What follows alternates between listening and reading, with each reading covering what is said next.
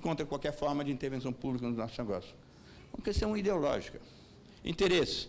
Se você tem os proprietários, os promotores imobiliários, perdão, com grandes encaixes de terras nas suas carteiras, você, novamente, quando introduz um instrumento desse, você vai estabelecer uma regra de transição. Você não estabelece uma regra de transição, você vai ter, possivelmente, que enfrentar uma resistência muito grande dos promotores imobiliários. Ignorância. Tem muitos dos temas, eu vou mostrar alguns deles, em que existem imensas falácias em torno delas, que muitas vezes se bloqueia um debate por falta de informação sobre exatamente o que isso resulta. Um deles é, por exemplo, a ideia de que essas cargas se transferem aos preços, que é uma discussão que a gente pode fazer aqui. E, obviamente, inércia, né?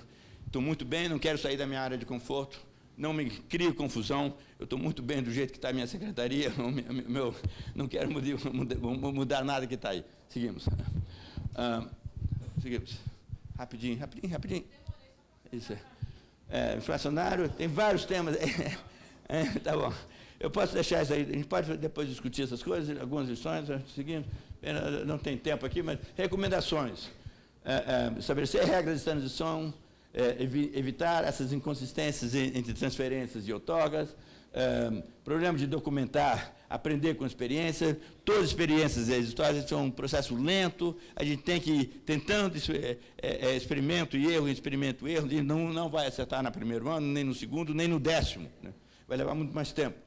E, obviamente, promover o apoio público a isso. Seguimos, último, espero que seja o último.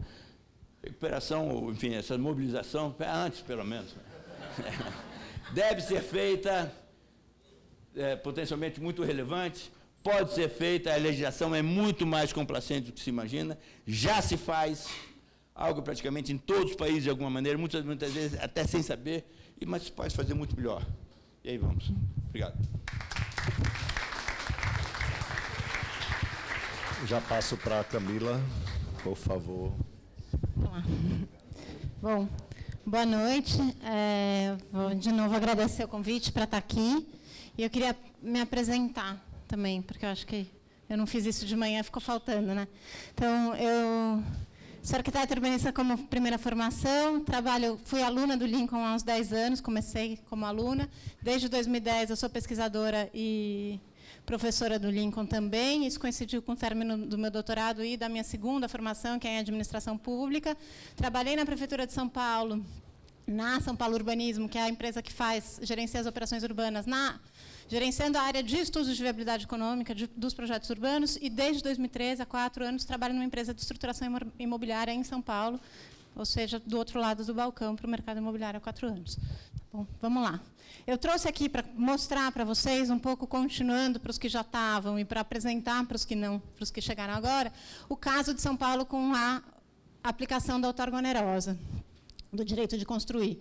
Eu não sei se todo mundo tem na cabeça, eu trouxe uma apresentação muito curta, porque o tempo é curto, eu não vou gastar os 40 minutos do Martim, eu queria gastar 20 para mostrar aqui para vocês. Muito curta, mas eu preciso falar, eu não pus as datas. Então, por exemplo, isso faltou. Não, vou usar 20. A gente, na cidade, conseguiu implementar a outorga em 2002. Né? E a gente já conversou um pouquinho aqui hoje, mais cedo, de que isso não caiu do céu a implementação em 2002. É um processo que começou com o desenvolvimento conceitual lá em 76, há 40 anos, várias tentativas ao longo da década de 80, um primeiro instrumento chamado Operação Interligada, aprovado em 86, as operações urbanas, que foram aprovadas em 91, 95 e 97, né, para a gente chegar em 2002 e conseguir implementar esse instrumento, que é um instrumento generalizado de cobrança por direitos adicionais de construção. Esses todos que eu falei antes, a operação interligada e a operação urbana, elas são coisas mais pontuais, que depois o professor Sandrone vai falar sobre operação urbana. Então, bom, a gente não pode falar de outorga onerosa sem entender alguns conceitos básicos. Então, coisa que a gente não vai falar aqui, mas se a gente não parte desses conceitos de que a demanda por terra é derivada, ninguém demanda terra, a gente demanda produto imobiliário sobre a terra. Né? A renda da terra é diferencial, isso que o Martim falou, é sempre a diferença relativa na cidade que faz esse terreno valer mais do que aquele outro, e o valor do terreno é residual, e agora eu vou me repetir um pouquinho em relação ao que eu falei de manhã. Coisas comuns que se dizem sobre a outorga. Vamos lá. A outorga não aumenta o preço dos imóveis, não flexibiliza o planejamento urbano, muito menos inibe a dinâmica imobiliária. Na verdade, a outorga fortalece a atividade de planejamento e produz uma cidade mais organizada que, eu tenho convicção, melhor para todos os agentes urbanos, não só para um lado, né? Inclusive para o desenvolvimento imobiliário. A repetição. Só para a gente falar de novo de um pouco do valor residual. Como é que a gente faz? Como é que eu faço um estudo de viabilidade na minha atividade diária há 4 anos de trabalho, pelo menos? Por quanto eu posso vender esse produto, né? Eu vejo um terreno, quanto que eu vendo isso aí? Mais ou menos isso aí, eu vendo. Quanto vai me custar? Tanto. Tá bom, a margem de lucro aceitável no mercado em São Paulo, mais ou menos essa. Quanto sobra? É isso aqui que eu posso oferecer para o proprietário do terreno. É assim que a gente toma a decisão, se eu vou ou não vou investir, ou se eu vou ou não vou aconselhar um cliente a investir num imóvel, ou se eu estou trabalhando para o proprietário de terra, eu também faço a mesma coisa. Às vezes eu trabalho para o outro lado, é assim, quanto vale meu terreno? Bom, teu terreno vale aquilo. E se eu vender um pouquinho mais? Bom, aí vale um pouquinho mais, mas a gente pode fazer não é uma conta exata, mas é essa a lógica. Eu começo de quanto pode vender, desconto tudo e sei qual é o valor do terreno. Beleza, todos estamos bem. O que acontece quando a gente dobra o coeficiente de aproveitamento? A gente vende o dobro de unidades imobiliárias, custo o dobro, minha margem de lucro permanece a mesma, dobramos o valor do terreno. É aí que entra a outorga. E a outorga entra para tentar capturar a valorização adicionada pela norma urbana. Fácil? Não, super difícil. Por quê? Porque o proprietário do terreno, agora São Paulo acabou de mudar um pouco a lógica da cidade, não sei quem acompanhou, deixou de acompanhar, um monte de lugar onde não podia construir, agora pode. Pode construir 4 vezes, que é nosso coeficiente de aproveitamento máximo. O que acontece com o proprietário daquele terreno? Meu terreno vale mais, pode construir mais. Então, o terrenista, né, o dono do terreno, vai brigar com a prefeitura e falar, meu terreno vale mais. E o desenvolvedor imobiliário vai fazer o quê? Putz, também quero um pedacinho desse bolo. Ou seja, não é uma disputa e a gente, em geral, nunca consegue capturar os 15. Né? Os 15 é o valor total adicionado pela norma. A gente vai nesse cabo de guerra, tem jeitos mais e menos eficientes de chegar nesse valor, né? Mas é isso aí, essa é a lógica da outorga, e é isso que a gente tem vigente na cidade de São Paulo há 10 anos, pelo menos, mais de 10 anos. Então, a definição da outorga, também slide repetido para quem estava de manhã, vocês já viram, pode passar rapidinho. Introdução do coeficiente, a cidade é diversa, mas o coeficiente de aproveitamento básico regula o mercado de solo, estabelecendo um direito básico de construção, que está grudado no direito de propriedade, garantindo o uso econômico da propriedade, e um direito adicional, que é condicionado ao pagamento de uma contrapartida e que vai ser diferente, né, conforme o limite máximo de cada zona. 2 perguntas que sempre aparecem é onde se pode construir acima do coeficiente básico e quanto mais se pode construir. Nas áreas onde a infraestrutura instalada ou prevista permita absorver o excedente construtivo, e os limites máximos são dados pela capacidade da infraestrutura traduzida através da norma urbanística. A gente também conversou um pouquinho disso hoje mais cedo, falando pode ser também uma intenção de direcionamento da atividade imobiliária. Eu não quero mais que minha cidade cresça para esse lado, eu quero que ela cresça para aquele. Bom. Eu sei, mas vai ser rápido, mesmo deixa mais tempo para depois, não tem problema. Bom, vamos lá para o caso de São Paulo. Como é que São Paulo fez essa mágica em 2002, de ser uma cidade que tem mais de 1.000 incorporadoras imobiliárias, então, empresas trabalhando no negócio de construção, introduzir esse negócio chamado outorga onerosa do direito de construir, que todo mundo tem horror e dá arrepio quando a gente vai em outras cidades, falando, vai parar o mercado imobiliário, e agora o que a gente faz? Com uma regra que nem precisa, ela não foi usada, ela é uma regra muito engenhosa, mas no final, aquela coisa, vocês chamam aqui de direito de protocolo? Mais ou menos. Bom, a regra de transição, que é... as pessoas correram tanto para entrar com um projeto na norma anterior, que os protocolos da norma anterior deram para esses 2, 3 anos que a gente vai ver aqui da regra de transição. Então, a regra de transição foi mais o direito de protocolo do que essa, mas essa foi uma regra negociada. Aí, nessa iniciativa do Poder Executivo, foi a proposição do coeficiente básico único unitário, ou seja, igual a 1 para a cidade inteira. A gente conseguiu passar isso em 2002? Não conseguiu passar. O que conseguiu passar? Coeficientes básicos diferenciados. 1 para uns pedaços da cidade, 2 para outros pedaços da cidade, ainda com uma possibilidade lá, uma fórmula X de São Paulo, de que a maior parte da cidade podia chegar a 2 sem pagar nada. Então, eu brinco e falo, a gente tinha o único 2 na primeira versão para o uso residencial. Basicamente, a gente tinha um coeficiente básico único igual a 2 para toda a cidade. Mas como é que a gente fez isso? Então, eu tenho aqui as coresinhas, né, o coeficiente básico nesse preto e amarelo e o máximo no azul. Vamos lá. Então, as zonas mistas, que é a maior parte da cidade, que são territórios muito diversos, a gente, quando vai estudar zoneamento, a história do zoneamento em São Paulo, fala, zona mista é o que sobrou. Ela ficou cinza, que é o que sobrou. Tudo que tinha interesse específico foi regrado como zona estritamente residencial, ou zona industrial, ou zona de preservação, ou zona não sei o quê, de centralidade. O que sobrou é zona mista, mas é a maior parte do território. Como que estavam regradas essas zonas? Elas estavam regradas até 2002 com esse coeficiente de aproveitamento máximo, igual a 1, com a possibilidade de eu chegar a 2 para o uso residencial, com esse incentivo para o uso residencial. Mas o máximo era 1. Em 2003, a prefeitura falou, quando aprovou o plano de 2002, ele aprovou com essa regra de transição. Falou, a partir de 2003, agora o seu básico é 1. E eu vou te dar um coeficiente máximo de 2,5. Todo mundo ficou feliz. Vocês podem imaginar o que isso abre de fronteira para o mercado imobiliário. Né? Tudo bem que esse 1 era 1 que era quase 2, mas agora ele é 2,5 para todos os usos. E de 2004 para frente, a mesma regra. Então, eu tinha um básico 1, um máximo de 2,5. O que a prefeitura fez? Né? Qual foi a estratégia? Falando, a gente vai introduzir esse parâmetro novo, chamado coeficiente de aproveitamento básico, mas a gente vai ampliar as possibilidades construtivas de grande parte dos terrenos da cidade. Né? Foi uma decisão técnica e política ao mesmo tempo. Foi bom para a cidade? Será que não construiu muito em lugares que não devia? Bom, podemos passar a noite aqui discutindo, mas foi isso que foi feito. Isso é um pedaço. E as zonas exclusivamente residenciais? A gente tem lá em São Paulo, Jardim Europa, são os bairros Jardim, o Morumbi, que são as casonas. Né? Até 2002, o máximo era 1. A partir de 2003, básico 1, máximo 1. De 2004 para frente, básico 1, máximo 1. Que zonas são essas? As áreas onde ninguém mexe. Né? Toda cidade tem as áreas onde ninguém mexe. Então, as áreas onde ninguém mexe, essa lei, que introduziu outra organela para todo mundo, continuou sem mexer. Falou, beleza, essas ninguém mexe. Mas teve algumas zonas, vamos lá, que são as tais zonas especiais, as zonas de centralidade, onde a gente tinha, até 2002, um máximo 3.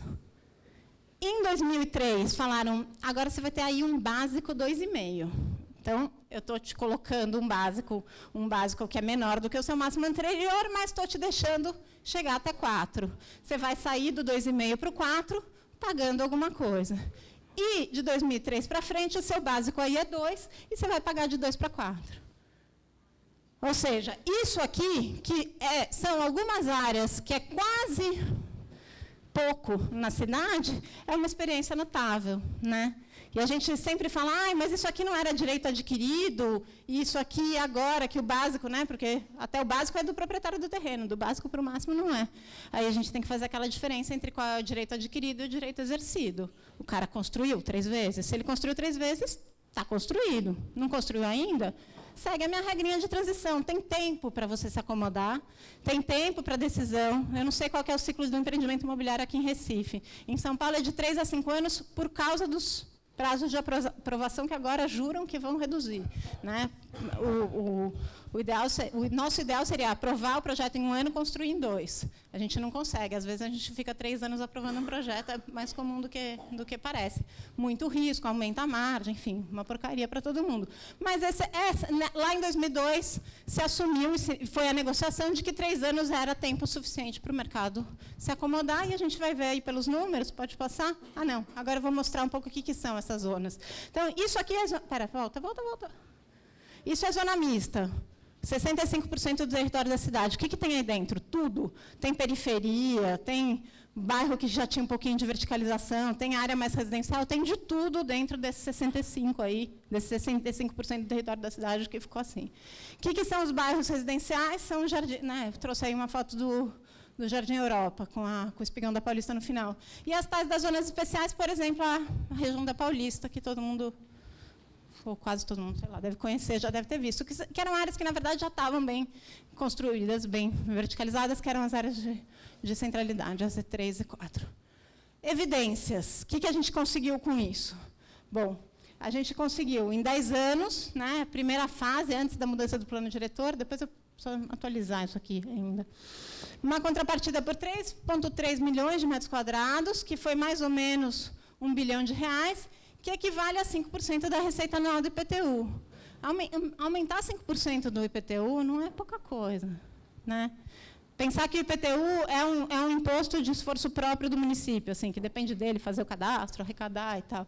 Então, é isso. Lógico, nos anos de boom, a receita foi maior. No comecinho, desde 2002, 2004, o que eram isso? Os protocolos velhos que ainda estavam rolando, né? Mas aqui a coisa começou, depois, bom, a gente...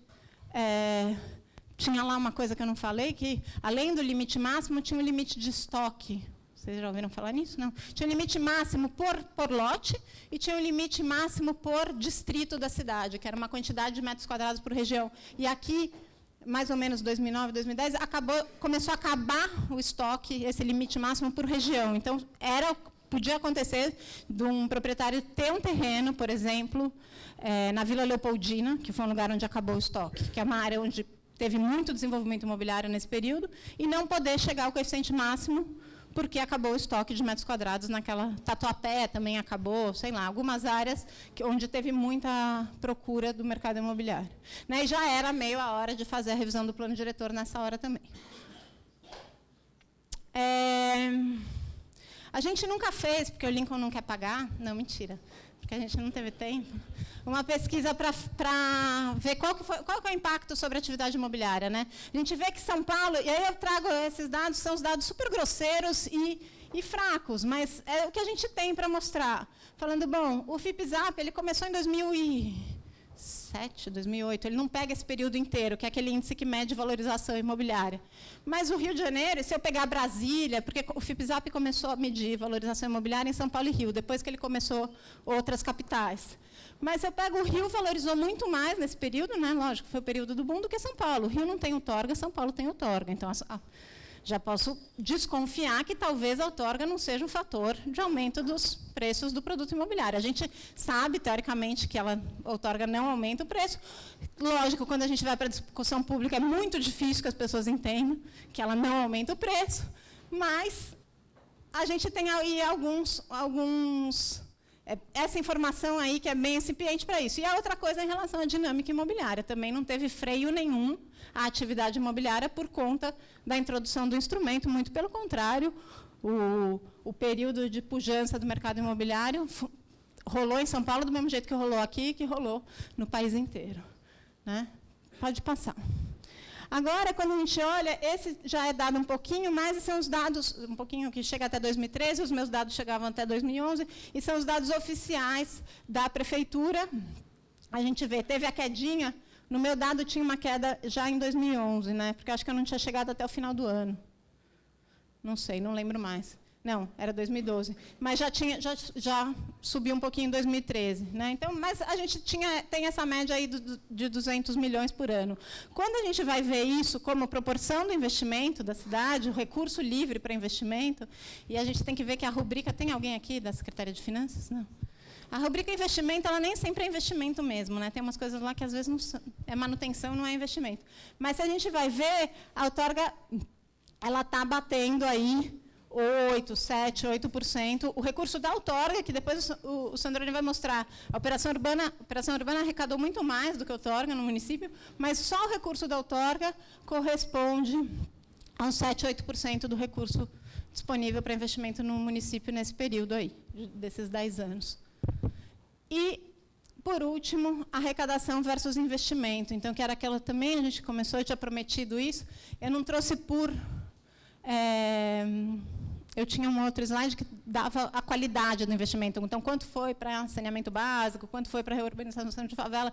Mas eu acho que esse aqui é mais legal da gente ver, que a gente vê onde foi o grosso da arrecadação da outorga. Aqui, vetor sudoeste, onde está concentrada a atividade imobiliária.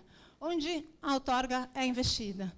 Foi investida, né? Neste ano de 2014, ali a arrecadação em 2013. Enfim, é uma mapinha, mas principalmente na periferia. Por que tem esse investimento grande aqui? Porque tinha um projeto de uma coisa que é Praça das Artes, é uma coisa de preservação cultural, com equipamento público no centro da cidade, que também foi muito recurso de outorga para esse projeto.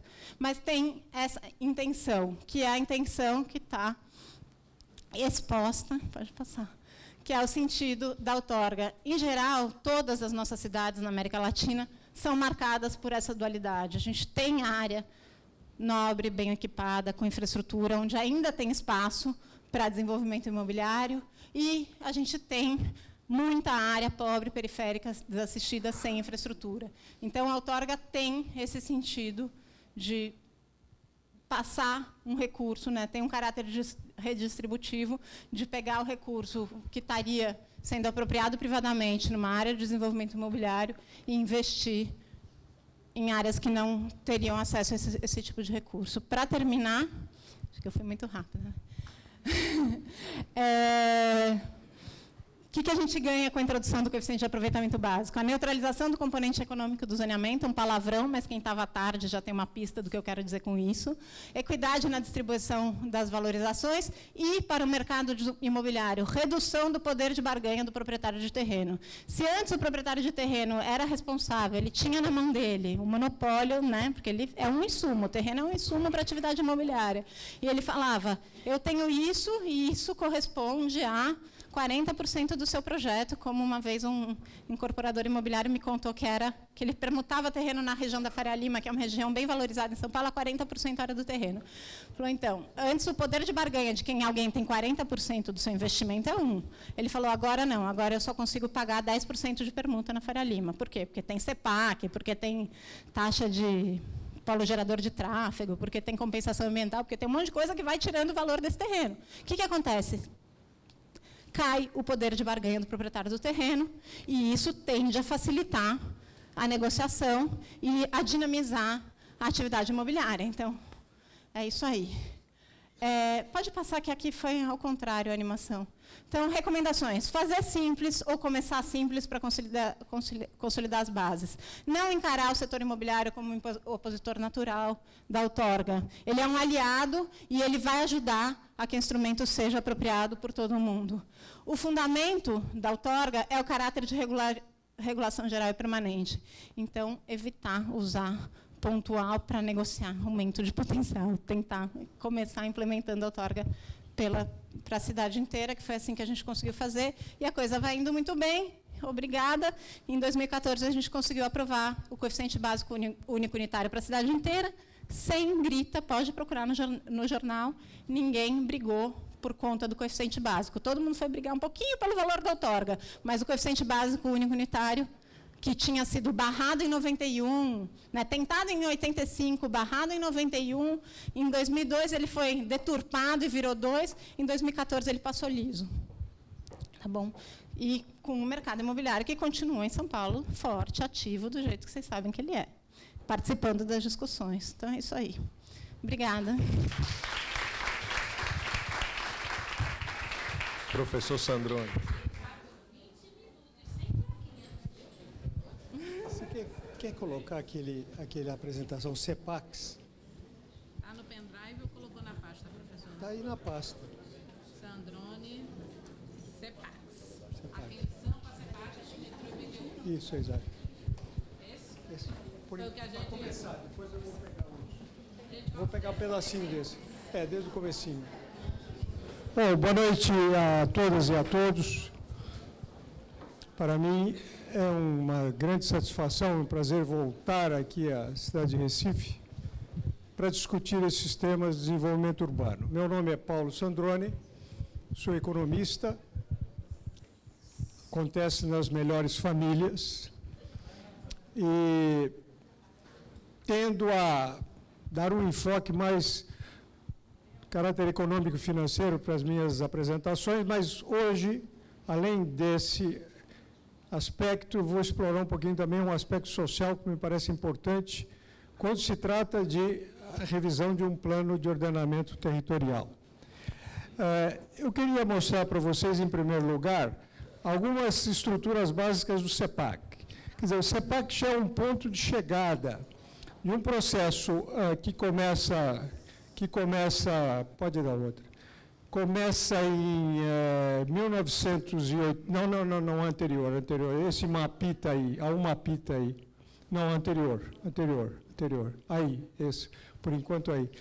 Começa em 1986, 87, com a aprovação da Lei de Operações Interligadas. Eu não tenho condições agora de analisar e explicar para vocês o que foi essa lei, mas foi a primeira forma sistemática de captura de mais-valias através de outorga onerosa no Brasil, embora já existissem algumas formas pontuais em outras cidades antes. Mas a forma sistemática começou aí, por razões que nada tem a ver com preocupações de plano diretor e tal. Foi uma necessidade lá de um prefeito chamado Jânio da Silva Quadros, que eu não sei se vocês já ouviram falar dele. Foi presidente e tinha que fazer umas urbanizações ou canalizações de córregos, e as pessoas que viviam ali na base desses córregos tinham que ser reassentadas. E isso foi uma exigência do Banco Mundial para dar-lhe financiamento.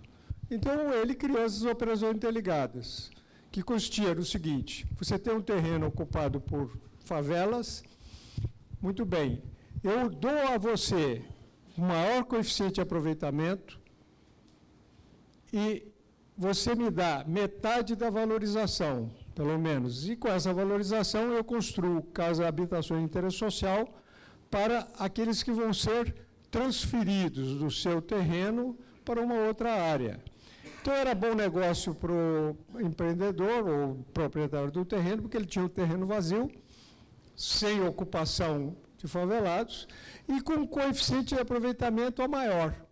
Foi assim que começou. Então, fizemos várias dessas operações, eu pessoalmente fiz várias delas, umas 22 eu negociei, e aprendemos a calcular quanto valorizava um terreno por aumento de coeficientes, etc., etc. Depois, fizemos as operações urbanas, ao mesmo tempo que íamos fazendo as operações interligadas para conseguir dinheiro, para construir habitações de interesse social para favelados que viviam em área de risco. Nós começamos a pensar as operações urbanas.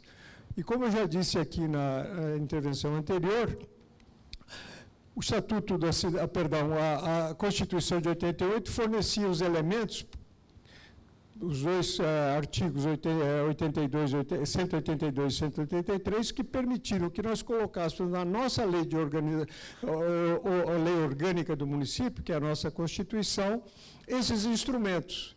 E começamos, então, a fazer as operações urbanas. O que são essas operações urbanas? São grandes perímetros, dentro dos quais eu permito aos proprietários 3 alterações. Eu lhes posso dar mais coeficientes de aproveitamento, mudança de uso e taxas de ocupação. Mas todos esses benefícios têm que ser transformados em compensações econômicas. Para quê? Nas operações interligadas, as capturas de mais-valias eram só para habitação de interesse social. No caso das operações urbanas, não, isso se ampliava. Como o território era grande, 500 hectares, por exemplo, nós analisávamos primeiro toda a infraestrutura necessária para dotar essa região com uma infraestrutura conveniente, necessária, boa. E víamos quanto de metros quadrados adicionais se poderia criar aí. Toda a infraestrutura para o que havia e para o que haveria era calculada. Então, o máximo de construção nesse território, construção adicional, era calculado em função da infraestrutura. E nós propunhamos a venda de mais áreas construíveis para os proprietários, ou aqueles que eram empreendedores imobiliários e usavam aqueles terrenos, mas nos pagavam contrapartidas. Para quê? Para construir infraestrutura, que estava faltando, e também habitações de interesse social para as áreas de favela. E foi por aí que começamos a colocar dentro das operações urbanas, inspirados por vocês aqui em Recife, que tinham as ZEIs. Como? ZEIs, já eram ZEIs, né? Então, as ZEIs em São Paulo, em operações urbanas, onde havia favela, o dinheiro arrecadado, que não fosse aplicado nas infraestruturas, era aplicado para construir habitações de interesse social para os favelados, aí mesmo onde eles estavam. No caso deles terem que ser removidos pelas obras, uma avenida, um túnel ou outro equipamento público, eles tinham que ser removidos não para a Vila do Cafufo, mas para um território dentro do próprio território da operação urbana. Isso era o que mais ou menos começou a ser discutido e proposto nos nossos projetos de lei, porque cada operação urbana, agora, além de estar no plano diretor, tem que ter um projeto de lei específico aprovando, tá? Isso tudo vocês têm conhecimento e dominam, verdade? Então, no caso de São Paulo, nós tivemos essas operações urbanas que ocupam cerca de 25% do território de toda a cidade, um município muito grande, e elas começaram a operar primeiro a Centro, depois a Água Branca e a Faria Lima, e posteriormente a Água Espraiada. As outras estão à espera de leis específicas.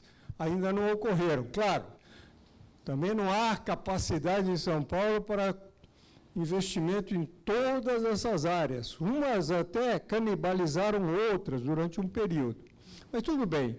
A ideia, então, foi obter as contrapartidas econômicas do mesmo jeito que a gente calculava as contrapartidas na época dessas operações interligadas. Se calculava o valor do terreno antes do benefício e depois, com o benefício, e se repartia essa diferença. Pelo menos 50% era apropriado pelo poder público para construir as habitações de interesse social. Isso começou a ser feito também, o mesmo critério, nas operações urbanas. Mas logo depois vimos que isso não funcionava muito bem, porque o empreendedor, ele vinculava o seu empreendimento, ao marchar do seu empreendimento, à entrega das contrapartidas, e muitas vezes em produto, em avenidas, em túneis, em pontes, etc. Se ele quebrasse, a Camila já mencionou isso, se ele fosse mal, como um deles foi, parava de dar as contrapartidas. Então surgiu a ideia de fazer uma coisa diferente. Em vez de calcular valor terreno a terreno, não. Nós fazemos o seguinte, ou fizemos o seguinte, calculamos quanto de metros quadrados adicionais se tinha para vender. Por exemplo, 1 milhão de metros quadrados adicionais ao que já existe, porque aí a infraestrutura comporta. Então, eu transformo esse 1 milhão como se fosse um terrenão em títulos chamados CEPACs, Certificados de Potencial Adicional de Construção, e vendo para quem precisa de mais metros quadrados, a partir de um coeficiente básico até um coeficiente máximo. Se o meu projeto exige mais 1.000 metros quadrados, eu compro títulos chamados CEPACs no mercado correspondente a esses 1.000 metros quadrados. Então, esta modalidade de captura de valor, ela surgiu em 1995, mas surgiu uma dúvida, o CEPAC seria um título de dívida pública ou não? Se fosse, não poderia ser aprovado, porque São Paulo já havia alcançado o máximo do seu endividamento. Mas não era nenhum endividamento, esse título é vendido e depois o portador e o possuidor não pode vir reclamar o seu resgate e uma taxa de juros ou o que seja. É um título de propriedade. A propriedade dos metros quadrados adicionais pertence à prefeitura, a prefeitura os vende. O vendedor é que tem que se virar com esse título. Pode ser que esse título se desvalorize ou não, é o problema dele, que comprou. Como se eu comprasse um terreno ou uma ação no mercado imobiliário. Isso demorou um tempo até que as autoridades se convencessem de que não era um título de dívida pública, e ele foi finalmente consagrado no Estatuto da Cidade. Consagrado no Estatuto da Cidade, então, qualquer município pode incluir isso no seu plano diretor, fazer uma lei especial e começar a vender CEPACs. O que foi feito em São Paulo, com alguns altos e baixos. Depois, em 2004, finalmente começaram a ser vendidos os CEPACs. Vejam, foi aprovado em 95, em 2001 se viabilizou juridicamente a sua aplicação e só em 2004 foram aprovadas leis específicas para a Operação Faria Lima e a Operação Água Espraiada. E começaram a ser vendidos.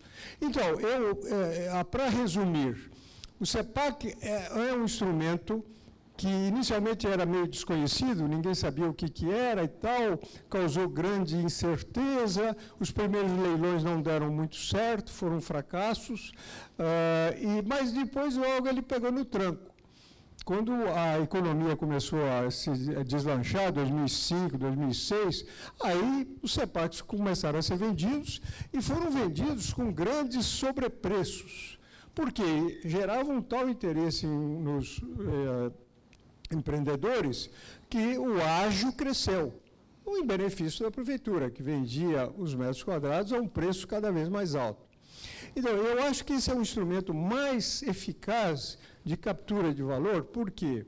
Porque ele reúne aí duas condições que os economistas muitas vezes pensam que são impossíveis. Autointervenção do mercado, fixando uma operação urbana, isso é autointervenção nos negócios dos empreendedores, dos proprietários de terrenos e tal. Redução dos coeficientes de aproveitamento. Estou dizendo, o coeficiente máximo é esse, a autointervenção. E, por outro lado, algo que encanta os neoliberais, que é o preço formado no mercado puro, que é um leilão. Leilão não pode ter coisa mais liberal da economia, daqueles que defendem o mercado, que um CEPAC. E, muitas vezes, a disputa entre os empreendedores, eu tenho segurança disso, que resultou em preço CEPAC que capturou mais do que a 100% de uma eventual mais-valia que existisse ali naquela região. Então, me parece que esse é o melhor método. Eu não comparto a ideia de que a captura de mais-valia, eu posso dizer que isso possa ser admissível, mas eu não recomendo que a captura de mais-valia seja feita através de produto. Olha, você me deve 20 milhões de dólares, então você me faz essa obra, aquela outra obra. Isso pode ser muito conveniente para o empreendedor, mas isso dá lugar a muita dúvida sobre preços.